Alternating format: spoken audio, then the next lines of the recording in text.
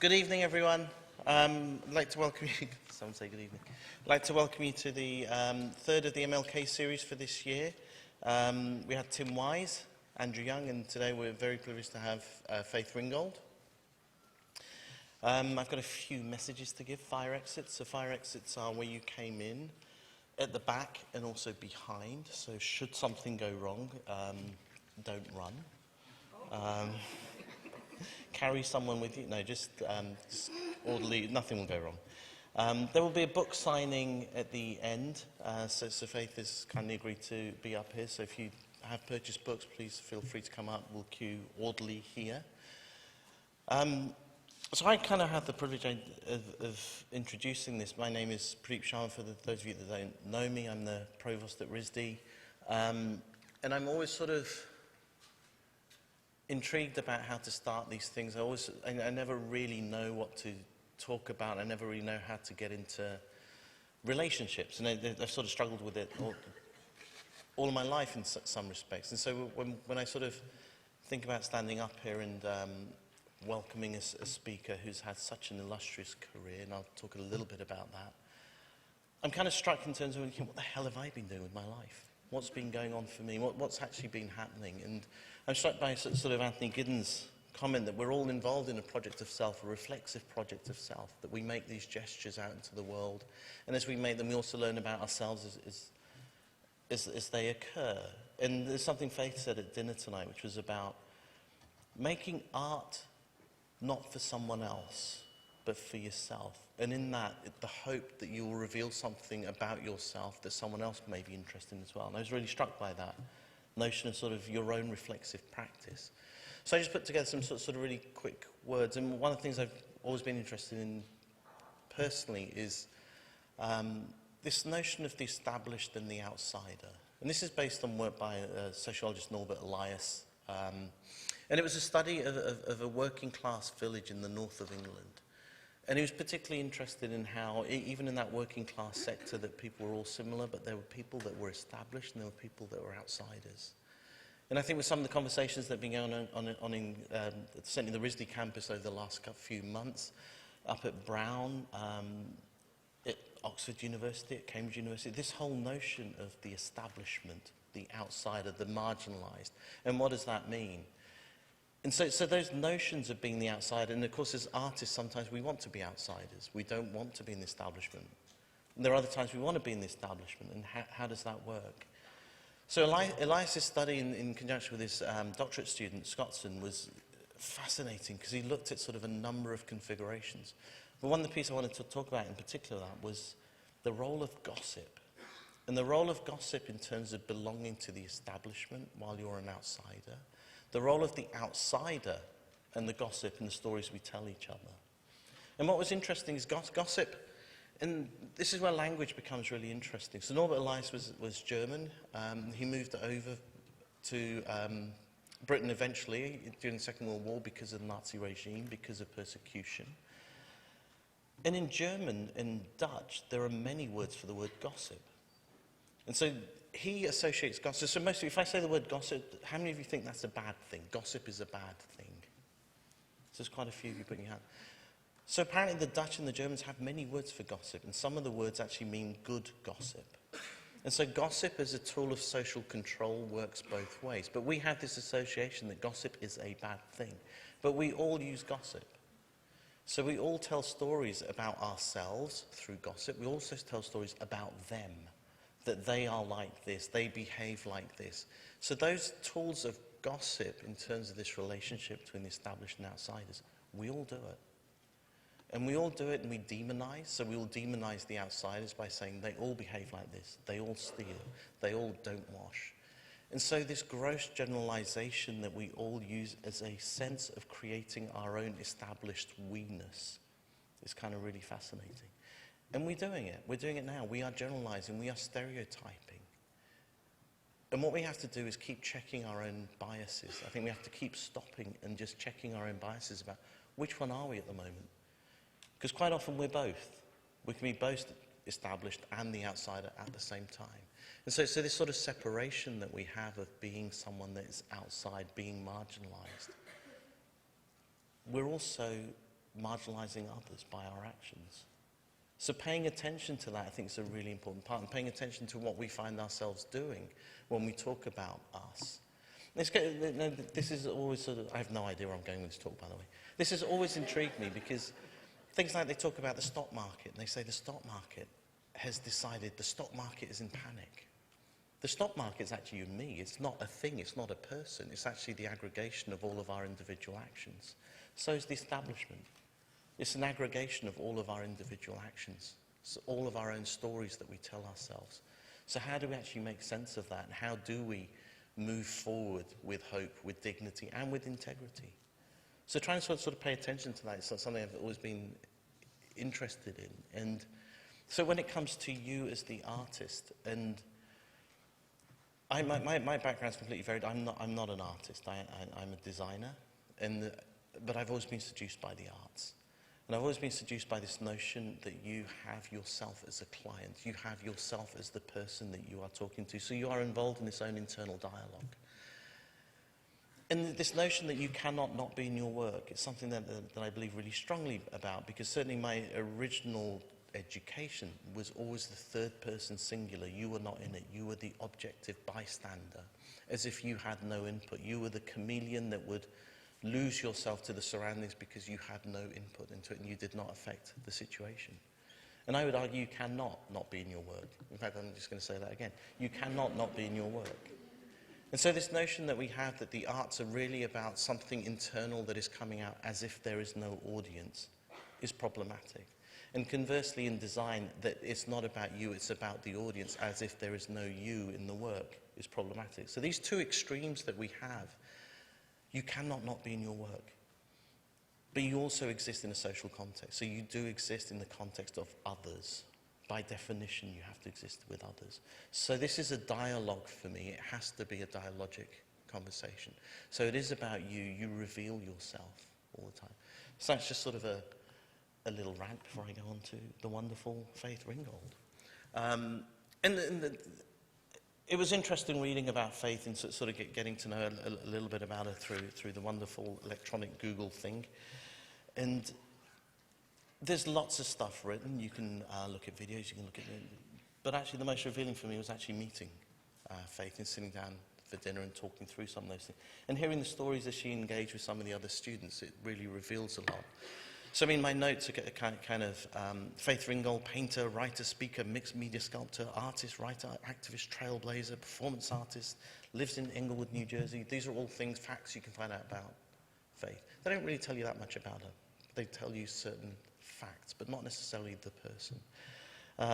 She's Professor Emeritus at the University of California, San Diego, where she taught art from 1987 to 2002. She's the recipient of more than 75 awards. My notes say 22 honorary degrees, but Faith reminded me today that RISD actually gave her an award, so it's 23 honorary degrees, honorary doctorates. So that's a few. She's received fellowships and grants that include the National Endowment for the Arts Award for Sculpture, for Painting, La Napoule Foundation for Painting in France, the Johns Guggenheim Memorial Fund Foundation Fellowship for Painting, New York Foundation for the Arts Award for Painting, the American Association of University Women for Travel to Africa, the Creative Artist Public Service Award for Painting. And Ringgold's art's been exhibited in many museums and galleries around the world. It's in many collections: Canada, Europe, Asia, South America, Middle East, Africa. Her art's included in many, many private and public art collections: Guggenheim, Boston Museum of Fine Art, Chase Manhattan Bank, Baltimore Museum. It's a huge, endless list. And I just pulled up some examples, and I know Faith is going to show you many, many more. And what I was interested in, what one of the dinner conversations was about being a black artist, but being a female artist. And she said being a woman actually trumps how you get in. So being a woman, it's much harder to get into the art world. So we forget that some of these hierarchies and power structures that exist out there. And I think certainly some of the early work with the Whitney, if you get a chance to actually look at the video of Faith talking about the Whitney when it was the first black exhibition. As a woman, she was not allowed in. So what did she do? She demonstrated. And she got them to let them in. So I think that element of actually taking ownership and understanding how society is stopping you, the established and the outsiders, you can demonstrate, you can actually make change happen. This is one of the early works from one of the early books. The other thing I'm really interested in, Faith, is her movement of art and how she's got into books, how she got into children's books. And I believe it's 18 children's books now, and I think new one's just about to be released.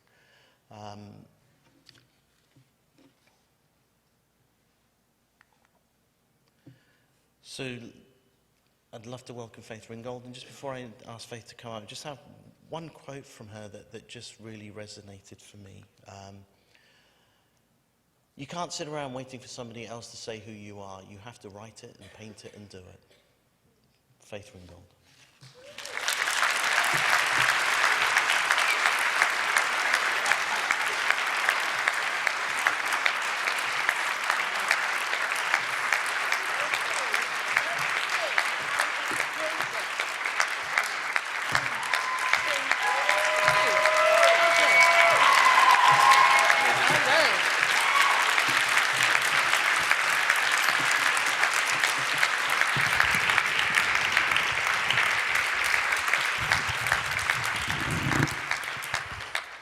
Hello, it is a great pleasure to be here.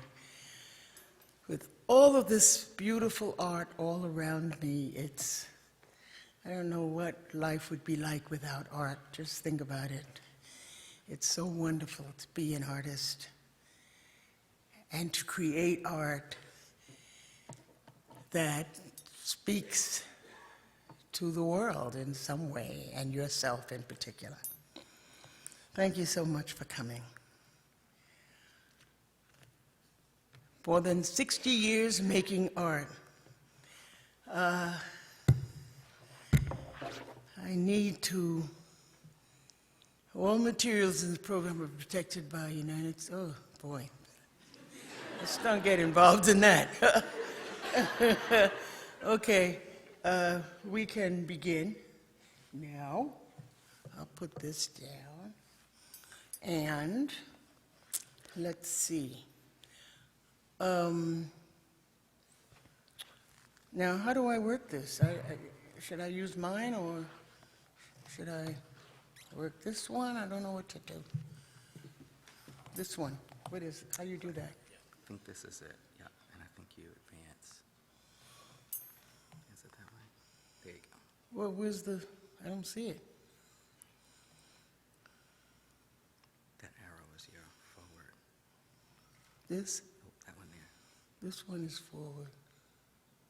Oh, I see. It doesn't make a noise, it just does it. Just does it. Okay, and I can go back this way. There you go. This, I wanted to start with this because this is what I did. In 1948, I was 18 years old. I entered the City College of New York, and I painted this painting of still life, which was what they were teaching us. They were teaching us about artists who created still life pictures. And this was my first oil painting, and I kept it all these years. It's in my office, in my studio today.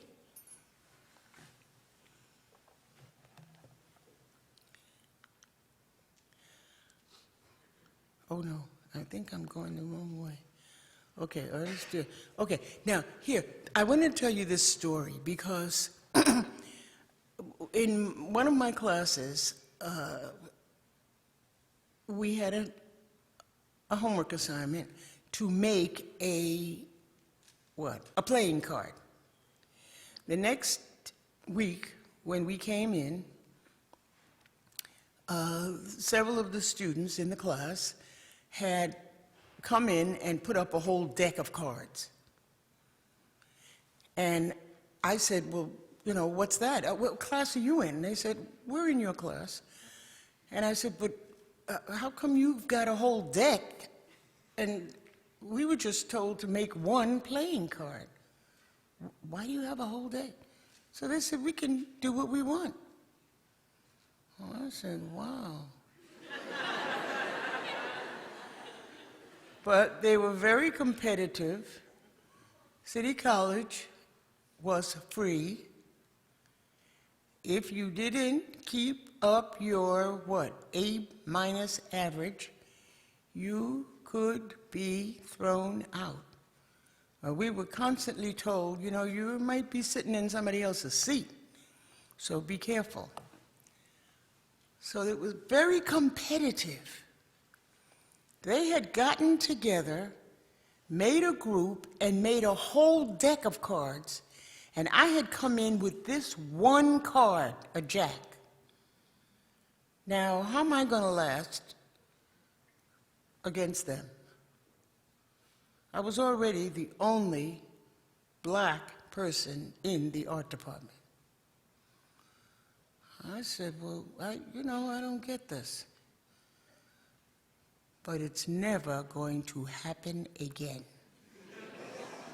Because I was not about to get thrown out of City College, okay? However, I never made my deck until many years later, and I don't think I can show it to you because I don't think I brought it, but I did it once. My first 2D design assignment in art class at City College. The other kids got together after class and made a whole deck.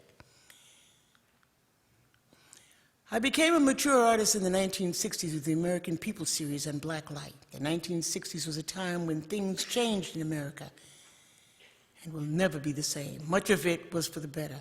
However, there seems to be a continuing longing for the one step forward, two steps backward that has been a time-worn American legacy since the 60s.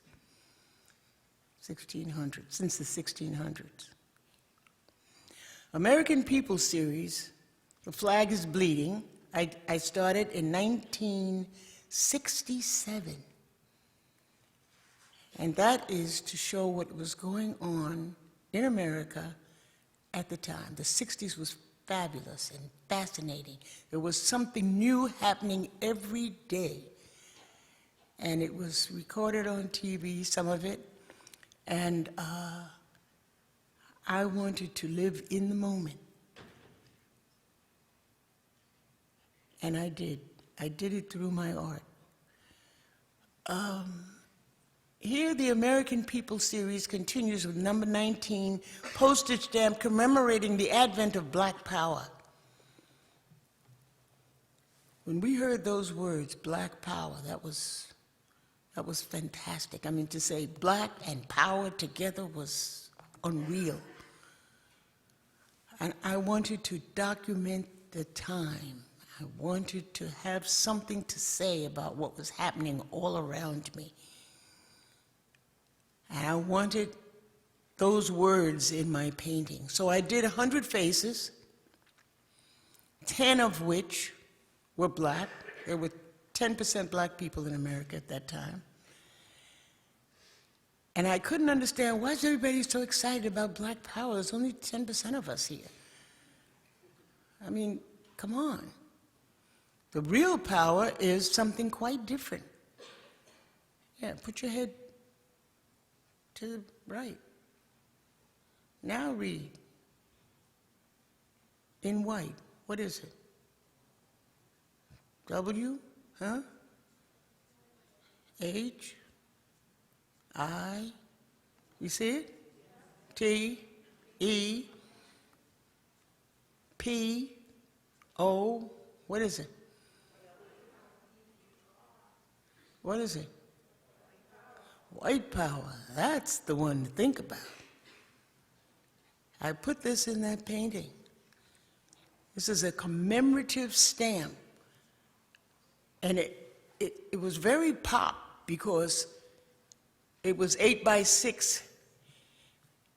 It was, what, 6 by 8 feet. That's pop. Because, you know, stamps are what, 8 by 6, not even inches. And I made it 8 by 6 feet. So that was fun.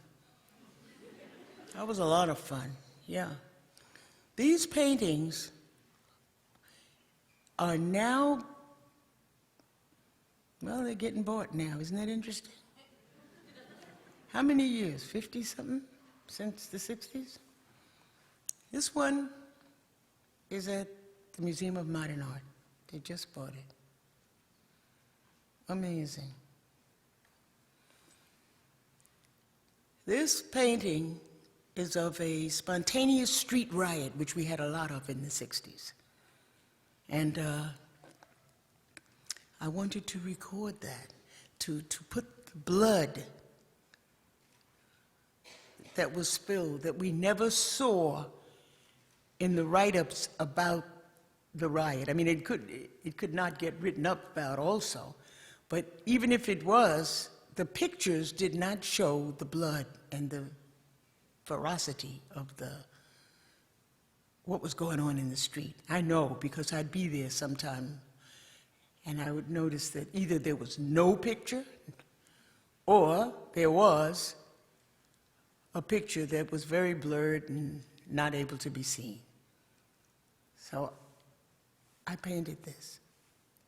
And sometime in the 80s, I was in a museum and it was on exhibit there, and these little children were standing there looking, and the teacher said, "Oh, you're Faith Ringgold?" I said, "Yes." And she said, "Oh, would you talk to my students?" And I said, "Sure."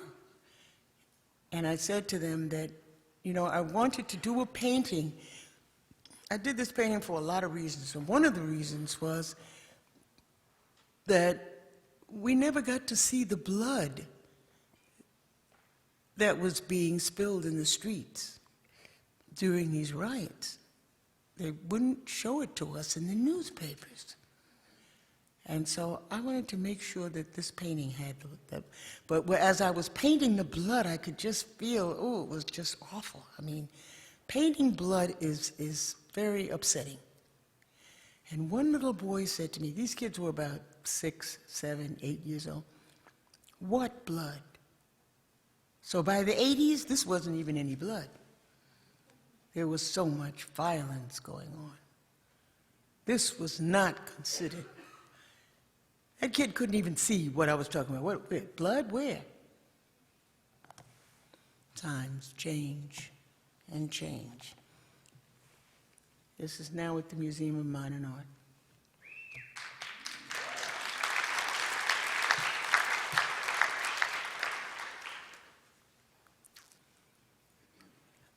I changed, after the Black Power, I wanted to show art that that didn't have any white in it, that the colors, because most of the colors have to be, mixed with some white. That's the way the chemistry of oil paint and acrylic is. In order to have the colors snap and pop, they have to be lifted up, or other than that, they are, transparent. And I was trying to create a situation where I could eliminate mixing white with the colors. It wasn't possible, actually. I would have to mix the white, bring up the color, and then put some black. A titch, not too much. Yeah, just just a little. Yeah. And I call this series Black Light, Flag for the Moon, Die Nigger. This is now, I think this is in the collection of Harvard University. This was very hard to do. Chase Bank. David Rockefeller sent his people over from Chase Bank to buy one of my works. And no, it's not at Chase Bank, excuse me. But David Rockefeller sent people over to look. And one of the pieces that I showed them was this piece. And they had seen dye and all the blood and all that. And flag is bleeding. And they said, look, we better go because we can't buy any of this because, bank, Chase Bank, okay? So I brought this out, and the woman said to the guy, look, we better grab this because it's a flag, it's okay. So he said, yeah, but read it. She said, read it? Why are you reading it? There's nothing to read here. He said, well, this woman writes stuff, you know. Yeah, but there's no blood, there's no... Okay, D-I-E, look in the stars. You see it? D-I-E? And he said, yeah, but so what? It doesn't matter. It's, you know, what are you saying? Just die? Let's grab it and go. So she said, put your head to the left this time. Left. Now read. N-I-G-G.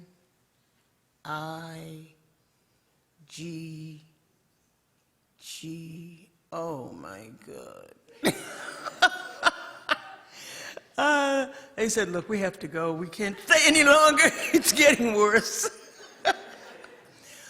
So they left, and they said, we'll be back. We'll be back. We can't do any more today. Anyway, I did get a piece for them. I don't think I have it here.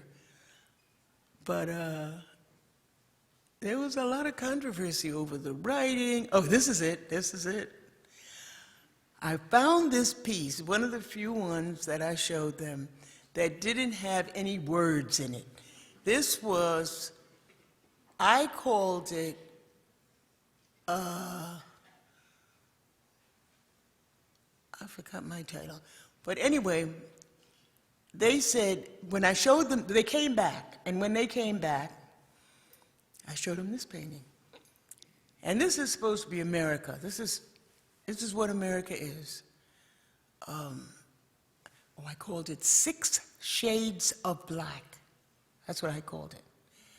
And my mother told me, don't name your painting.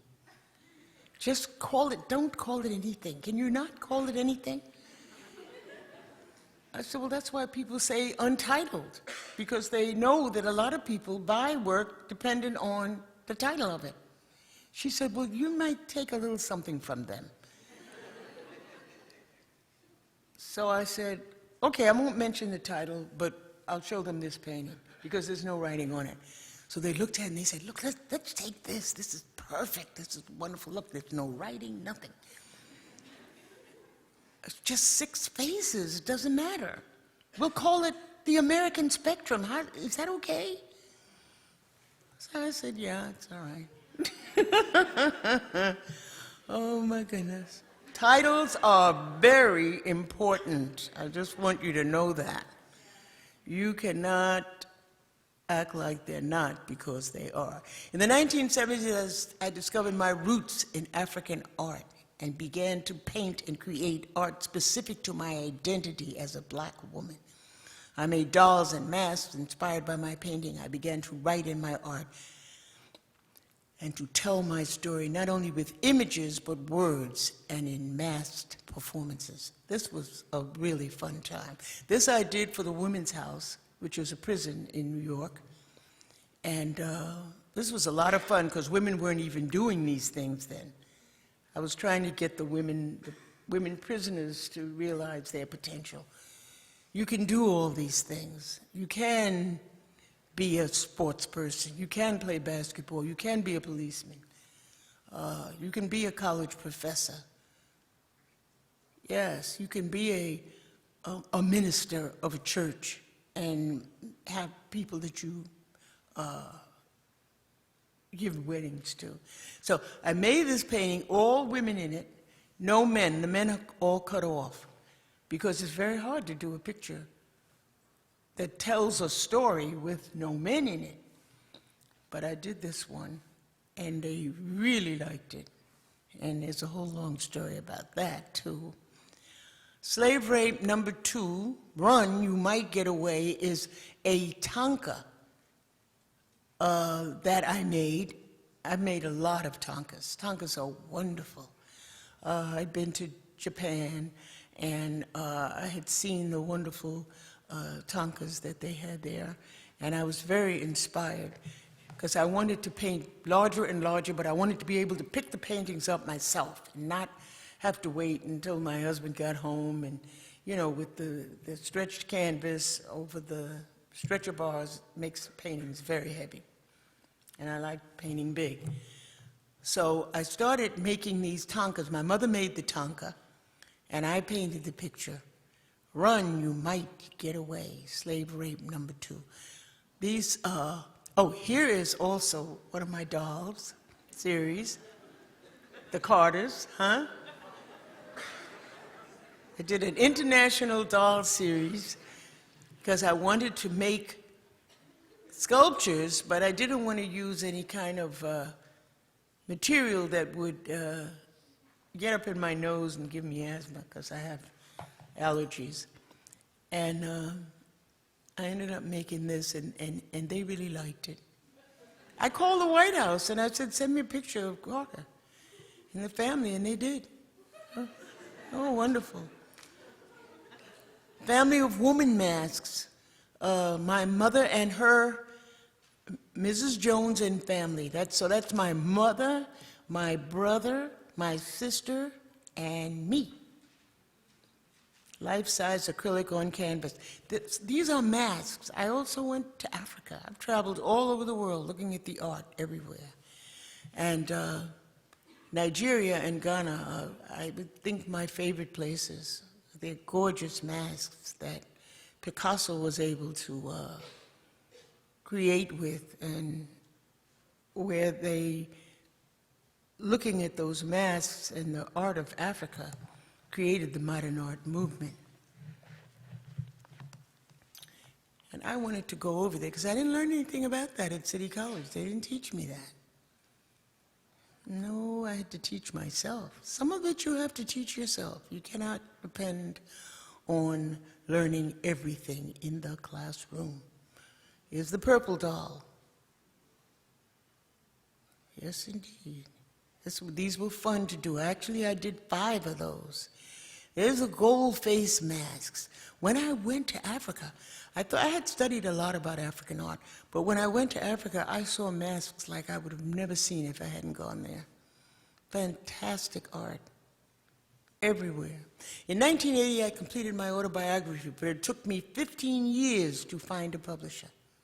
Oh, things are hard in this world. Who's Afraid of Aunt Jemima was my first story quilt.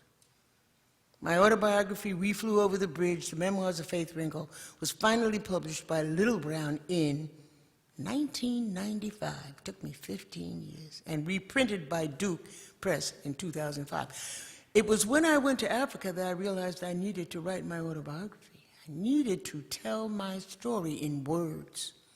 This is the white face mask, #4. These are the kinds of masks that I was introduced to in Nigeria and Ghana.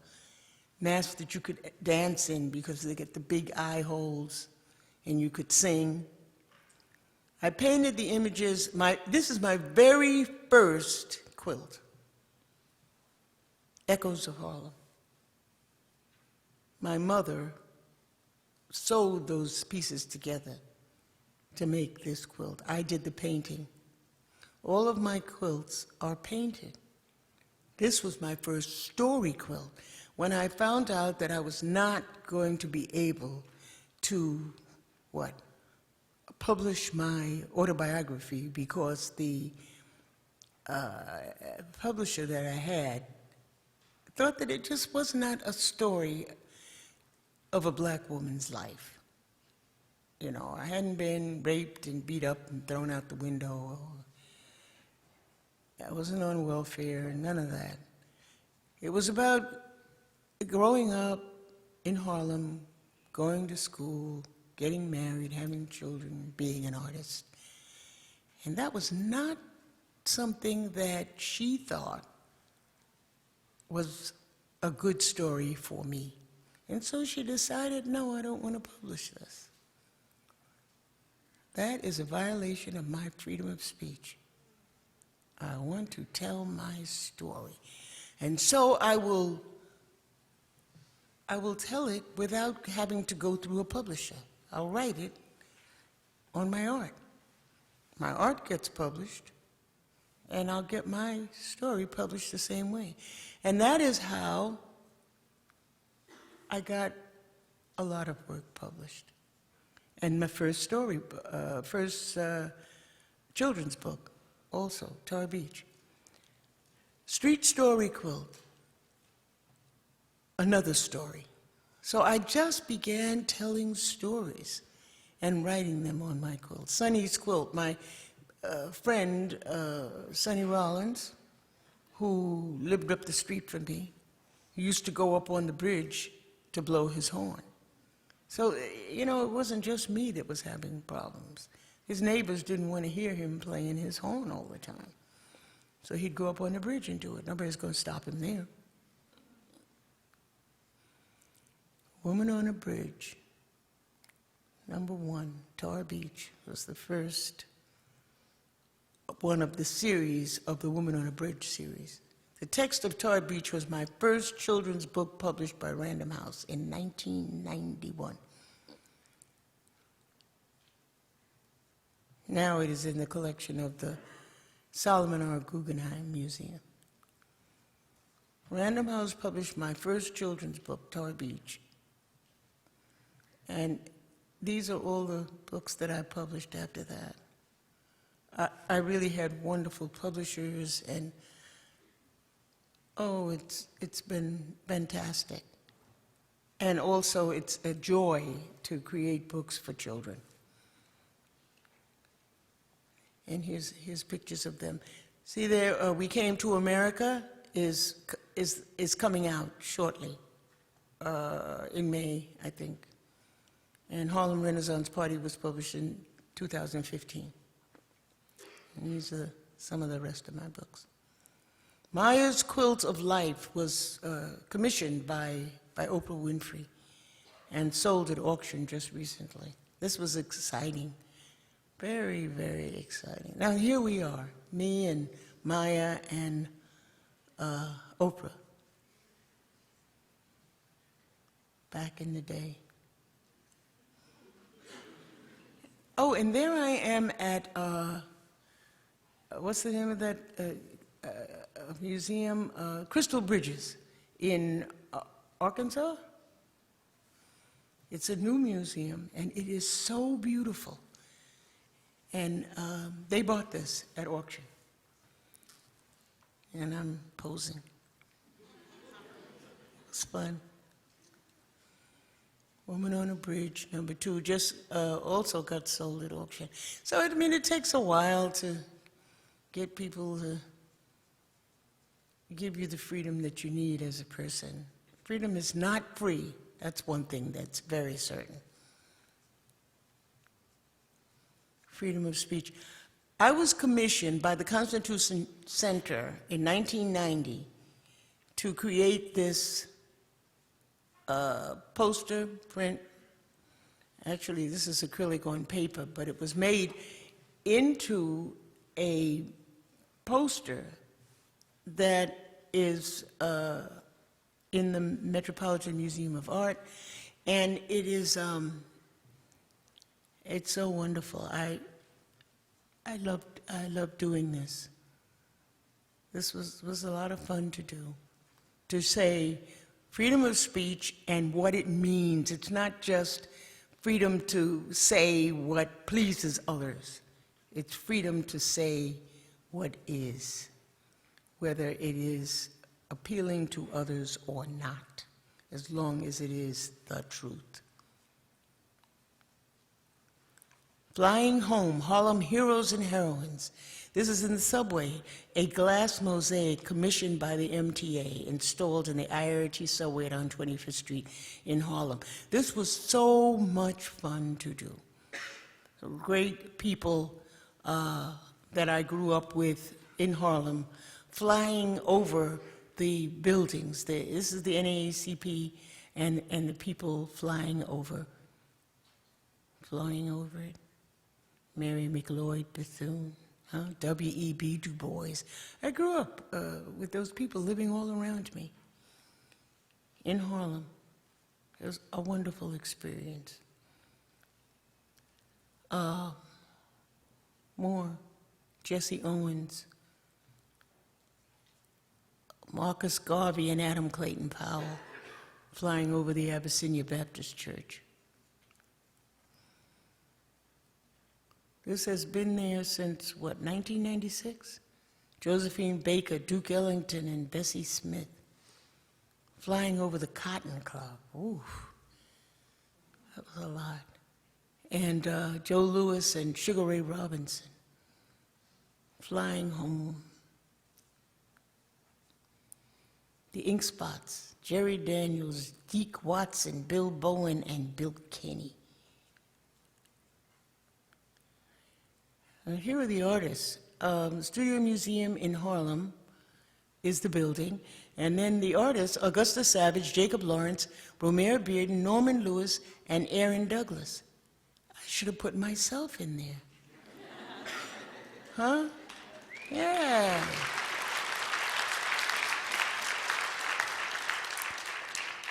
No, but I wanted to, you know, wanted people to take it seriously. I didn't want to. One of them to say, oh, she just painted that so she could put herself in it. No, no. But these people lived in Harlem. They lived all around me. In a lot of ways, however, when I was a child, I didn't know they were famous. I don't think they knew either. I don't think they knew they were famous either. But I knew them.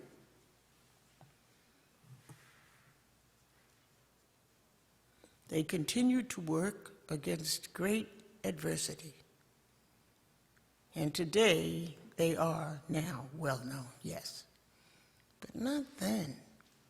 People portraits, 52 mosaics designed and installed for Los Angeles County. Oh, this is another series of mosaics that I did, which was so much fun.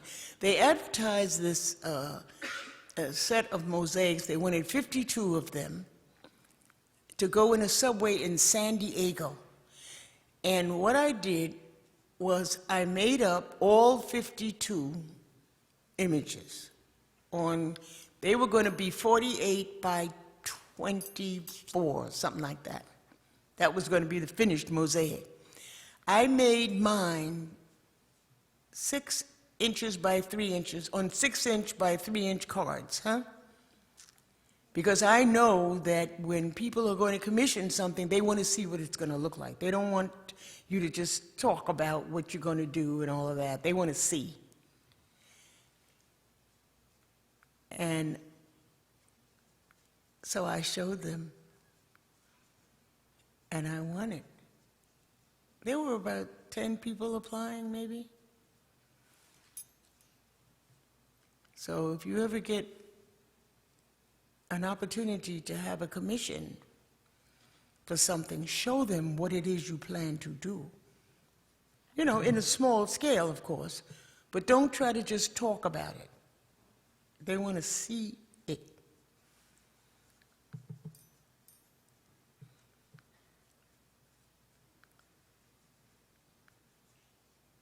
Line in styling. I named it, and I made all 52 of them. Dancing at the Louvre, the French collection, is a series that I did in France. This was a wonderful, wonderful experience, and they're inviting me to come back again and do something else, so I have to figure out what I want to do this time. The American collection, Bessie, and I'm giving tribute to the artists in America and the artists in Europe who inspired me. That's what the American collection and the French collection are all about. We came to America, you see, is a painting here of a slave ship that gets blown up by the Statue of Liberty, who originally was a black woman, but America turned it down. So I forgot the name of the sculptor who created the sculpture. He had to use his wife as so the one that is currently the Statue of Liberty is really a portrait of his wife. So I thought I would do the one that was the original one, which was a black woman, which they didn't want, of course. But as an artist, I could do what I want. And so I did. We came to America. And what happens here is the Statue of Liberty blows up the slave ship, huh? And the slaves jump overboard and what? Swim to America, free. It's my fantasy, huh? That's what's so wonderful about being an artist. You can just make it up if you want. I mean, who can stop you? We call it freedom of speech. Born in a cotton field, a collection of Denzel Washington. This is another whole story that I wrote about this little girl who's born in a cotton field and becomes a princess. It is, and it's in the book Invisible Princess. How many of you know that book, Invisible Princess? Okay. We live in a peaceful village of freedom and love, in harmony with our brothers and sisters by all the stars above. We live in a beautiful village full of happiness and joy, dedicated to the freedom of every man and woman and every girl and boy. Yeah.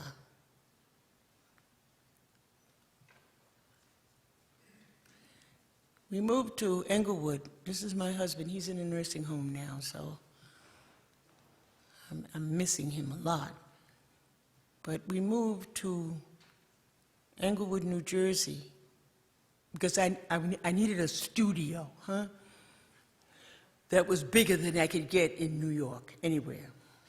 So we went over there, and we ended up with a garden and everything, back garden steps. And now that he's in the nursing home, you know, it's too much for me, so I think I want it to be a private museum. And I'm working to that event. It's a garden pond with swans, pond with gazebo. This is my great-great-grandmother, Susie Shannon, who lived to be 110. Yes, fantastic woman. Coming to Jones Road, Part 1. Now, I've done a lot of Coming to Jones Road, and I've made up stories to go with it, because what happened when I came to Jones Road in Englewood, New Jersey, I ran into a whole lot of conflict. And the way I dealt with it was to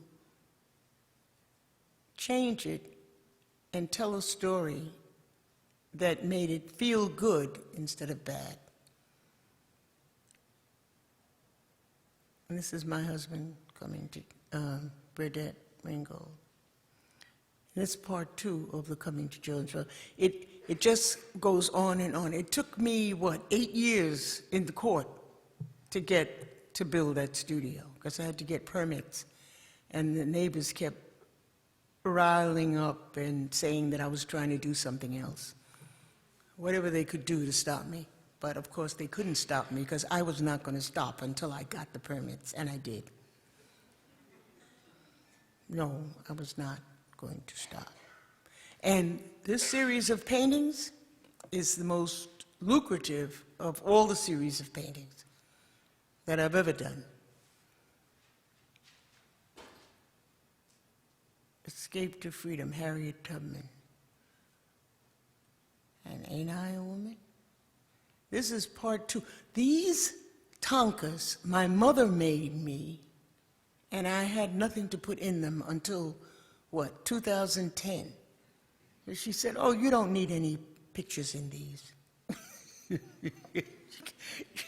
I said, "Mother," my mother was a very unusual person, very unusual. But I finally did get some pictures together, and this is one, I Have a Dream, Martin Luther King, framed in a tonka mother made me in 1970. See, my mother made it in 72, but I didn't think of what to do with it until 2010. I think she would love this. Martin Luther King. Jazz series. Mama Can Sing. Papa Can Blow. That series in 2004, and then I made a whole other series of jazz singers known all over the world. They don't have the problems that we artists have. Everybody knows that Mama can sing and Papa can blow. And they do, all over the world. Here is Martin Luther King's letter from Birmingham City Jail, published by the Limited Editions Club. This is a series that I did for the Limited Editions Club of New York.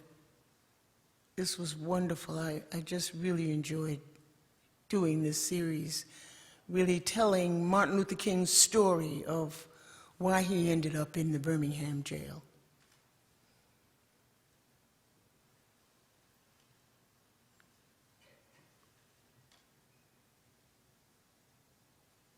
Can you imagine? There are counties without a single Negro registered to vote.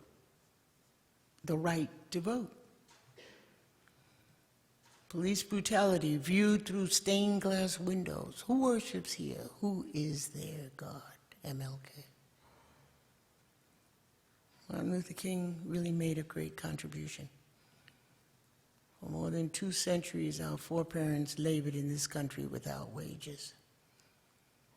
He's explaining to a group of ministers why he's in jail. Why is he in the Birmingham jail? And here is the Declaration of Freedom and Independence, an illustration and interpretation of freedom in America. This one is, well, it's a heavy-duty statement. Probably the most challenging work of art I have ever created are these 6 illustrations of the Declaration of Independence. Number 1, all men are created equal.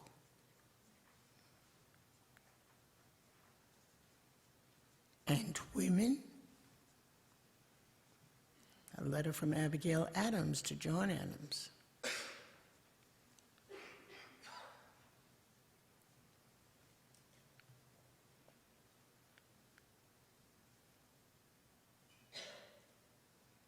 Ain't I a woman? Sojourner Truth. What time is it? Am I going over? What's the story? How are we doing? Okay. I'll speed it up a little bit. This was so much, oh, I felt so wonderful doing this. I think it was a little bit too much for Sid, though. I think he bit off more than he could chew when he asked me to do this. A little bit too much, what? Freedom of speech, huh? A little bit too much. But he shouldn't have asked me.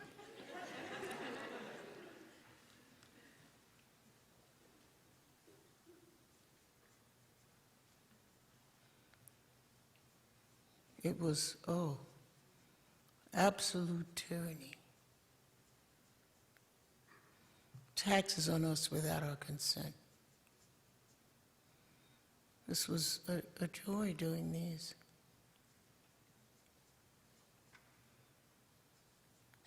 I could get you, you have the book, right? You have the book, Letter from a Birmingham Jail, am I correct? Well, I could give you this one. Huh? Is that good?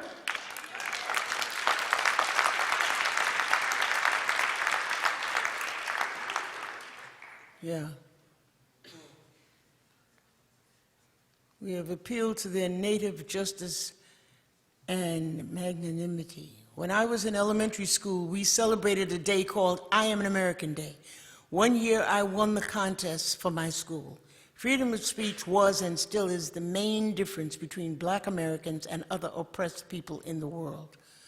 I was brought up to understand that in America, my freedom was not more than a promise that would be a struggle and could be, in many instances, denied. As free and independent states. My intentions here are to tell the story of America's Declaration of Independence imposed upon the African American struggle for freedom, dedicated to the American people who in 2008 elected our first black president, Barack Obama, to be the 44th president of the United States. Will we jump back in 2012? If so, how high? Well, we got him for another 4 years, huh? Now what are we gonna do? Whoa.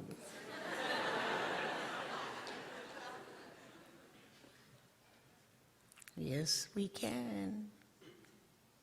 Born in the USA, serigraph, additional 25.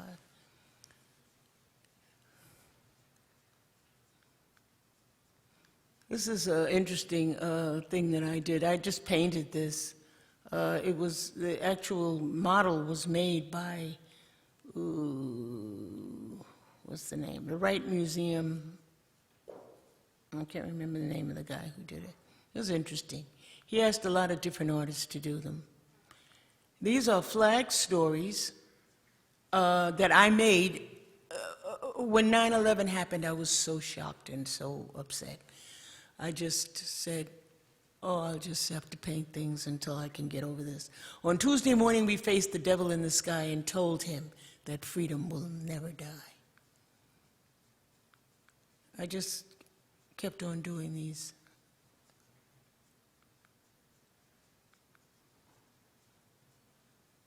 On Tuesday morning, you called me from the burning sky. Your searing words of pain will forever remain encrusted in my heart.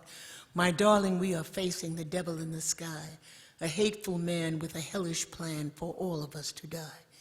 There is a mountain in every valley, but is there a safe haven in the sky? If so, we will try.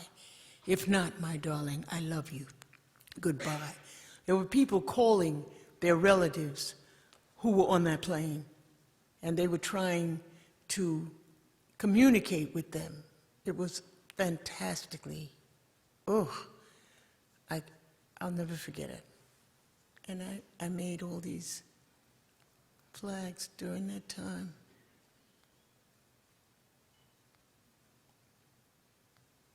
This is number 3. 90 virgins on their way to heaven ran into 90 bitches from hell. Hello, pretty virgin ladies. Where are you going on this lovely day? It's 9/11 and we're on our way to heaven to meet 19 suicide bombers there. Well, well, do tell, 9/11, suicide bombers in heaven. We think not, heaven's not where they are at. There's been a huge mistake, but for heaven's sake, what's a little sin? We'll get you in, and we can double date 'em in hell. Freedom flag story number 3.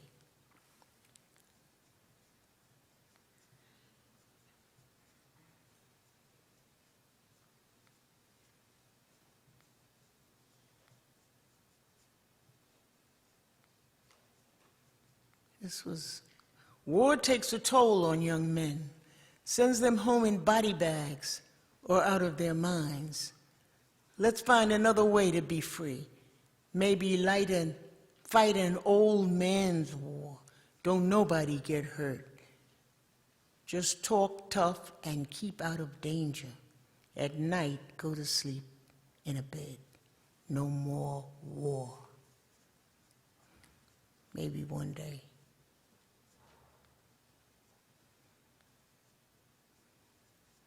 I have a series of these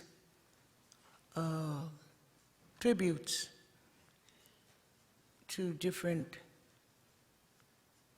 people. I want to do one to Hillary. And this is my latest project, this Quiltaduco. It's my game, yes, huh? Yeah. So Sudoku is my art game. Faith Ringgold is my name. Play my game and you'll have fun. It's for young and old and everyone. And that's not all. When you've won, glory be. Hang it on the wall for all to see. Go get it. Quilt Sudoku, blogspot.com. And that's the way it looks when you make it up into a poster, huh? It's the same like Sudoku, except that it's got colors and stuff. Traits for success as an artist, huh? I should have bought some posters here for you to rate yourself, huh? The traits: gender, race, education, vision, commitment/dedication, passion, support, opportunity, cultural ID, place/environment. Total points, 100. How much you got?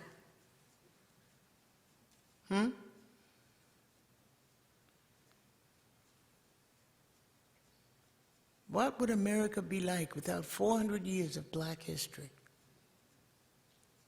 Not to mention 250 years of slavery and 150 years of freedom. We came to America.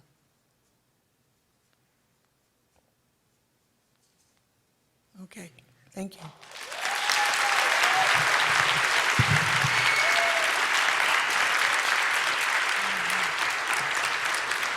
Thank you. Thank you very much.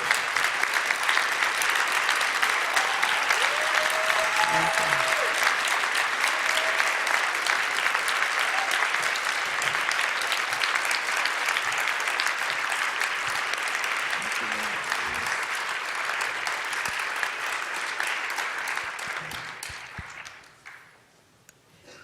Okay. You can walk into the middle and I'll pull some questions.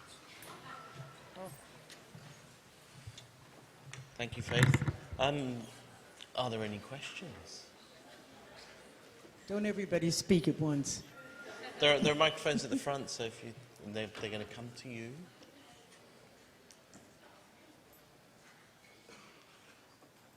No questions? One at the front just here. Where? Oh, okay, good. Speak. Ms. Ringgold, thank you so much for that informative lecture you just gave us. I wanted if you might talk a little bit about the textile pattern design that you use to create, that's incorporated within your work that you use. It's a textile pattern from Africa. I don't think I know what you mean. The design, the eight pattern design that you use. Oh, the Cuba. Yes. The Cuba. Yes, thank you. Yeah. What about it? I just read up on it a little bit when I was investigating some of your other work, and was considering using that type of pattern within some new graduate work that I'm doing. I just wanted you to talk a little bit about it because it's really powerful. And you spoke a little bit about it in an article about it's really great to use that type of design in when doing collaborations. Yeah. I've used it a lot. And that's why I'm really glad that I traveled over there, because I got to see things that I hadn't really seen in books. And I've used that Cuba design a lot. It's wonderful. Design is so powerful. You know, that's one of the things that you are getting here, is that design's different with different people all over the world. Huh? They express themselves through the way in which they incorporate color, shape, form, line in their work, so that you can almost look at it and tell where it's coming from. Is it Asian? Is it African? Huh? It's powerful. Very, very powerful. And then you can take that and be inspired by it and go where you want to go with it. Yeah. Cuba design is wonderful. Love it. Are there any other questions? Just up behind there. Nobody else? One more. No more questions? Yes? Oh, there's- I have a mic, so I guess I'll go. I was wondering if you could talk about your creative process. You're working in stories, and they take so many mediums. What comes first, the story or the pictures or the words? Well, the first thing I do, I have the idea. And then I begin to put it together in some way. If it's going to be a book, then I have to have some characters. What happens, okay, in it? What is happening? Who is it happening to? Who does what? What did they say?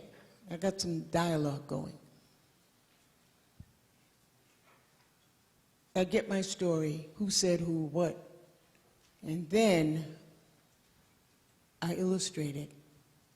But I have to know what it is first before I start that. That's if it's going to be some kind of book. Now, if it's going to be art, like now I'm working on paintings about aging, a series of paintings on aging. And so there's not words now, no text as such, but what it is where are the images coming from? And they're coming from the look of aging. And what is the look? It's a body thing. It's the formulation of the face, the body, in such a way that it speaks to the change from a little beautiful baby, to something else. I don't have it together yet, but I go to the nursing home and I see my husband there, and I'm putting it together. It's coming up.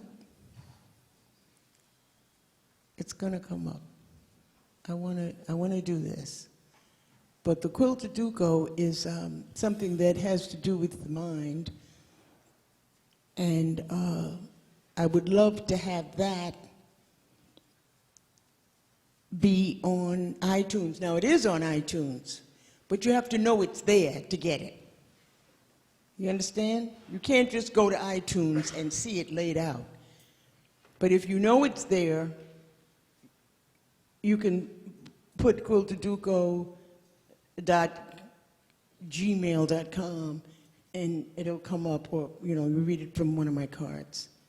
I don't understand why that's happening. I think that there's some kind of a demand for a corporation to sponsor games on iTunes. I think that's what it is. And I think maybe that's the reason for that, is that that will ensure a certain amount of money that an individual may not be able to give. But I'm not going to stop until you can go on iTunes and find it there without knowing it's there. Huh? Because I can't get a card to everybody in the world. It's crazy. You understand what I'm saying? I believe that's the problem. And I don't like that. I gotta find a way to get around that, and I don't know how to do it yet, but I'll figure it out. Anybody else? Question over there. Okay, I just wanted to make sure it was working. Howdy. I just wanted to kind of talk with you about kind of some personal things that I'm going through. I don't want to get too much into detail, but being at RISD has kind of, it's been like this continuous process for me as a black man to kind of come to terms with who I am in this space. And I've never really been too keen on kind of addressing that kind of issue, like me as a minority here. But I feel like with a lot of my work right now, I'm trying to reach for something, but I can't really describe like what it is. I know it has to do with me, but I've been like really balled up lately trying to like kind of figure out what exactly I'd want to say, what my story would be. And I guess I was wondering if you ever experienced that and what kind of got you through. Well,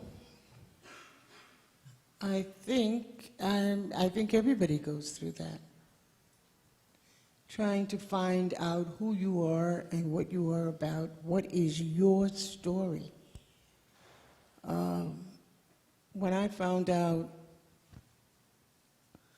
what I needed to do was when I started traveling, and I went to Nigeria and Ghana, and I saw fantastic art, and I was very much influenced by it. And I came home, and the first thing I wanted to do was write my autobiography, because it was the first time in my life I had been anywhere where I was so inspired. Every place I went, I saw images of black people that made me so proud. I just, ooh, those people were so wonderful. I mean, it was a whole, history that I knew nothing about before I came there.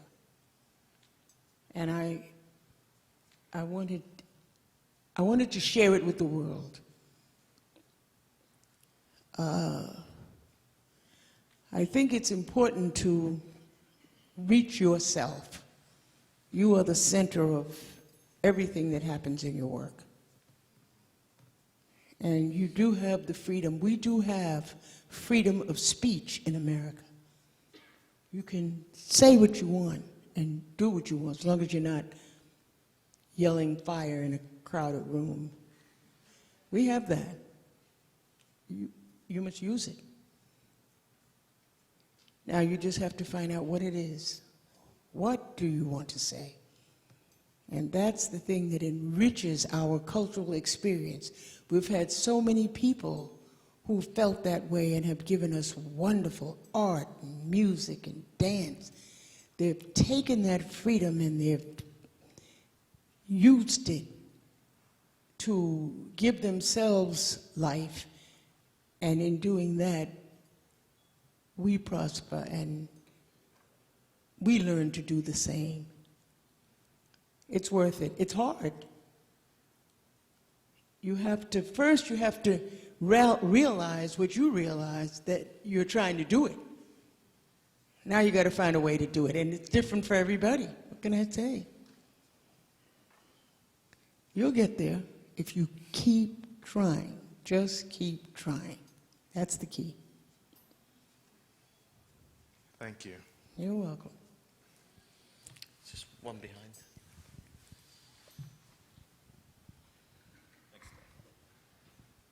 Thank you, Ms. Ringgold, for coming out here tonight. As a person who grew up in Harlem as a kid, I'm just curious as to your observations on how the neighborhood of Harlem has changed from the time you lived there and into, like, let's say, the early 2000s. Oh, there have been some changes, yes. There have been a lot of change. A lot of people moved away. Now they wish they could get back. Yeah, it's a wonderful place to be, though, because there's so much creativity, huh? It's just overflowing with it. I still have my apartment in Harlem, which I bought in 1962, when I married my second husband. Yeah, I'll never give that apartment up. It was Dinah Washington's apartment. You know who Dinah Washington was? Dinah Washington lived there before me. Just me and Dinah, nobody else. And it became a co-op, and they were It was one of the first, it was the first, I think, the first co-op in Harlem. In 1950, it was built in 1956. Became a co-op in, what, 64, something like that. And I had the prime apartment in the building that Dinah had. Dinah married some guy named, what's his name, Night Train, a football player. And then they divorced and she died. She wanted to come back. I said, you can't come back. How are you going to do that? I'm staying. Yeah, you're not coming back. I'm sorry. She missed Harlem, so what can I say? And it became co-op, and the prices were so low, it was amazing. We paid $27,000 cash for 5.5 beautiful rooms. Parquet floors, just gorgeous. That would never happen today. Well, today I can't even tell you how much it's worth today. It's amazing. It is worth a lot of money. Yeah, but we paid $27,000 cash. The most expensive in the building was our apartment. And I am so, and there were people actually arguing about, oh, we're not going to buy, well, you do what you want. So the people who didn't buy it, well, they eventually had to move because things, they couldn't deal. It's gorgeous, a gorgeous apartment. I will keep it. Yeah, I use it for my foundation. I have a foundation called Anyone Can Fly Foundation. So I'm always going to keep it. I use it to house my volunteers who come to help with our different projects that we're doing. Did I answer your question? Thank you very much. Thank you. Okay, you're welcome. One just at the back. Anybody else? Hello. Thank you for coming today. I'm just wondering if you have any advice for young women going into the art world who want to be as recognized and as respected as their male counterparts in whatever field they choose to go into. I didn't hear the last sentence. Okay. What is that? Just advice for young women starting out in the art world Yes. who want to be as recognized and respected as their male counterparts in Wow. whatever field they choose to go into. Wow, that's a lot. Yeah, that's a lot because, there isn't a lot of equality with men and women. Not only here, but anywhere in the world. I say that until women all over the world, in every ethnicity, in every country, everywhere, are able to provide leadership in two important fields, none of us will ever be free. And those two fields are religion and politics.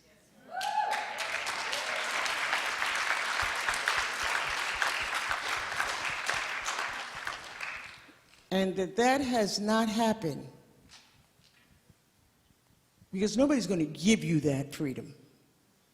You got to take it. So when women figure that out,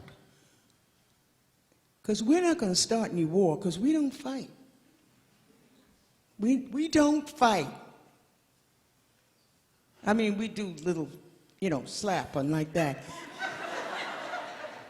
But we don't fight. And we have children. We don't want our children to fight. We don't want them to die. So we would not be for that. And religion has a lot to do with war. And you can do that because you don't have to pick up anything heavy, you know. The guys have all those muscles and they can do all that. Not like them, sorry. Yeah, but women can do that. And when we realize that it's our fault that all this war happens, that there's so much destruction in the world as to religion and politics, we're not totally innocent because we're sitting back and letting the men do this. We could stop them. And it would be benefit to the entire world. The war doesn't get anybody anywhere. It's not the answer to anything. And women could stop it. And I'm wondering, when are women all over the world, not just women here, what about the women over there? Women everywhere have to take care of their situation and make it clear to their men that some things are not correct and we want them stopped, and it could happen. But women have to have the courage to do it. I probably will never see it, but I think it will happen one day. Yes. We have time for one more question.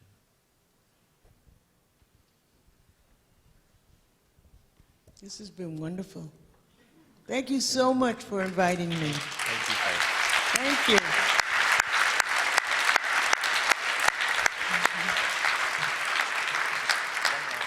Okay, one more. Hello. I find my mother as a huge source of influence in my work, and I heard you talk about her sewing those tankas for you and how a bit of her personality influenced your work. Could you talk a little bit more about who she was as a person and how she influenced you? And My your mother? work? Yeah. Oh, my mother was a fashion designer. She was so creative. She really wanted to be a singer-dancer, but her family said no, no, no. Because it was really, I would say it was dangerous for women to be in that field back there. She was born in 1903. And they didn't want that. But what she used to do when she was cleaning the house, she'd be dancing and singing. So that's where she got her dancing and singing. She became a fashion designer. At her fashion shows, she would take the mic and just perform for the audience and have all her models come out. So she got around it. But she was really a performer. She was such a fantastic woman. And she really made me realize that I can do anything I want to do. Just persevere, stay in the game. Don't let anybody stop you. Pardon me? Somebody said, you're agreeing? Beautiful, okay. Yeah. Yeah, my mother was fantastic. And I had asthma as a child, so I didn't go to school I didn't go to kindergarten or first grade, because my doctors didn't want me to be exposed to the children's diseases, you know.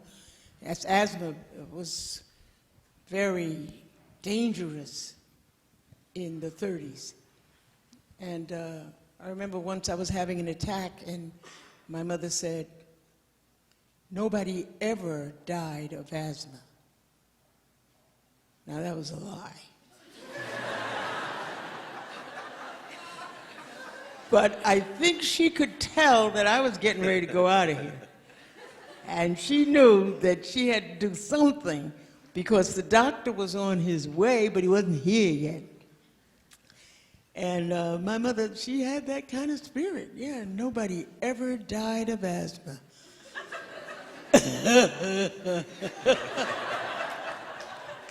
And you see, I'm still here. Yeah, my mother was a fantastic woman in so many ways.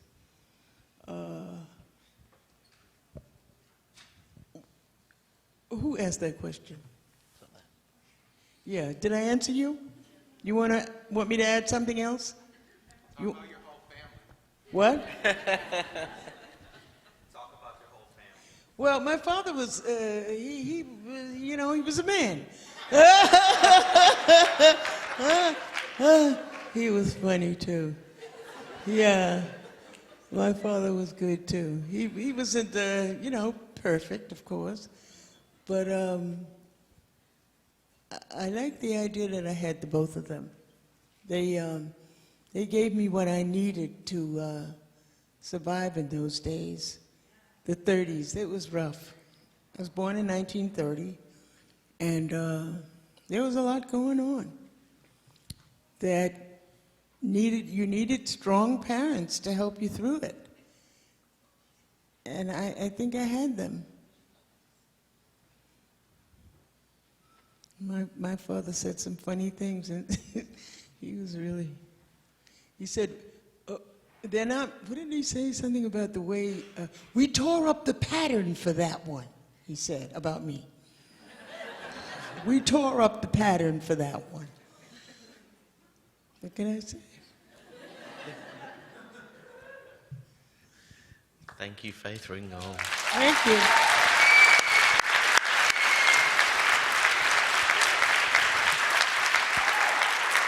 Faith will be signing books at the front, so if you want to come up, just queue up the side. I'm going to go over here.